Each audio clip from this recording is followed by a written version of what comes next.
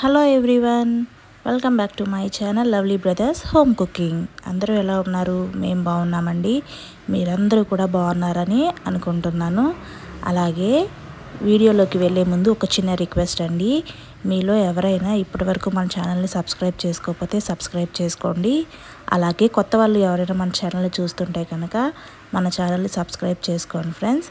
Subscribe చేసుకొని పక్కనే ఉన్న బెల్ ఐకాన్ మీద క్లిక్ చేసి ఆల్ అనే ఆప్షన్ని సెలెక్ట్ చేసుకోండి. అలాగే ఈ వీడియోకి ఒక లైక్ కొట్టి సపోర్ట్ చేయండి. మరి వీడియోని స్టార్ట్ చేసేద్దాం. ఇదిగోండి, ముందైతే స్టవ్ని ఇలా ఆన్ చేసేసుకొని కడాయి పెట్టేసుకొని అందులోకి 4 నుంచి 5 టేబుల్ స్పూన్స్ దాకా నేను ఆయిల్ వేసుకున్నానండి. అందులోనే ఒక పావు టీ స్పూన్ పసుపు కూడా యాడ్ చేసుకున్నాను. నేను గుడ్లని ముందే బాయిల్ చేసి పెట్టుకున్నానండి. సో అందుకని ఇప్పుడు అవి ఫ్రై చేసుకోవాలి కదా, అందుకని నేను ఇలా పసుపు వేసి ఫ్రై చేసుకుంటున్నాను. ఇలా ఫ్రై చేసి గుడ్లు కూర వండుకుంటే చాలా టేస్టీగా ఉంటాయండి. సో ఇలాగా బాగా ఫ్రై అయ్యేంత వరకు ఫ్రై చేసుకోవాలి. ఇందులో నురగ ఎందుకు వస్తుందంటేనండి, ఒక గుడ్డు లోపల ఉండే చొన బయటకు వచ్చింది. సో అందుకని, ఇంకేం కాదు.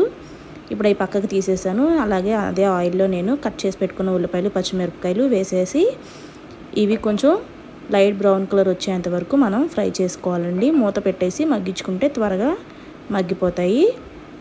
అలాగే అందరికీ తెలిసిన చిట్కానే కదా, ఇందులో కొంచెం సాల్ట్ వేసుకుంటే కూడా ఉల్లిపాయలు త్వరగా మగ్గిపోతాయి. ఇదిగోండి, చూసారా, ఇలా చాలా లైట్గా ఫ్రై అయిపోయినాయి కదా. ఇప్పుడు ఇందులోకి నేను కట్ చేసి పెట్టుకున్న టమాటాలు కూడా యాడ్ చేసేసానండి. మీరు మీ టేస్ట్కి తగ్గట్టు మీకు ఎంత కర్రీ అయితే కుక్ చేస్తున్నారో దానికి సరిపోయే టమాటాలు వేసుకొని ఇలా కలిపేసి మూత పెట్టేసుకొని ఒక 5 నిమిషాల పాటు మగ్గించుకోవాలండి. టమాటాలు ఇలా బాగా మగ్గిపోవాలి. అలా మగ్గిన తర్వాత అందులోకి మీ కారానికి సరిపోయినంత కారం వేసుకోండి, మీ టేస్ట్కి తగ్గట్టు. అలాగే కొంచెం అంతా ఉప్పు కూడా యాడ్ చేసేసుకోవాలి. ఇలా బాగా కలిపేసుకొని చక్కగా ఇందులోకి జస్ట్ ఒక హాఫ్ టీ గ్లాస్ వాటర్ని యాడ్ చేసుకొని మూత పెట్టేసి ఒక 5 నిమిషాల పాటు మగ్గించుకోవాలండి. ఆ టమాటాలు మాడిపోకుండా మనకి చక్కగా గుజ్జులాగా వస్తాయి అన్నమాట. అందులోనే ఇప్పుడు మనం ములక్కాయలు వేసేసుకొని మళ్ళీ ఒక టీ గ్లాస్ వాటర్ వేసేసి మూత పెట్టేసి ఒక 10 నిమిషాలు మగ్గించుకుంటే మనకి ఈ ములక్కాయలు అనేవి చక్కగా మగ్గిపోతాయండి. ఒక 50% వరకు మగ్గిపోతాయి. ఇప్పుడు మనం అందులోకి పులుసు వేసుకోవాలండి. అంటే గుడ్డు ములక్కాయ పులుసు అయితే పులుపు వేసుకోండి, లేదు ఇగురులాగా పెట్టుకుంటే పులుపు స్కిప్ చేసేసేయచ్చు. మూత పెట్టేసి ఒక 10 నిమిషాలు మగ్గించిన తర్వాత మీ గ్రేవీకి తగ్గట్టు వాటర్ని యాడ్ చేసుకొని మూత పెట్టేసి ఇలా బాగా మరిగించుకోవాలండి.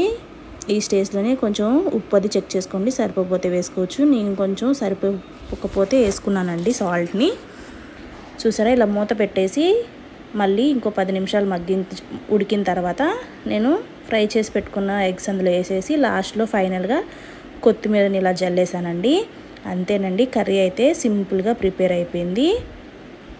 చూసారా, ఇంకొక 5 మినిట్స్ ఉడికించుకొని స్టవ్ని అయితే ఆఫ్ చేసేసాను. అంతే, మన గుడ్డు ములక్కాయ అయితే ప్రిపేర్ అయిపోయింది. లేట్ ఎందుకు, మీరు కూడా ట్రై చేయండి. అలాగే వీడియో నచ్చితే like, share and subscribe. Thank you for watching. Bye bye.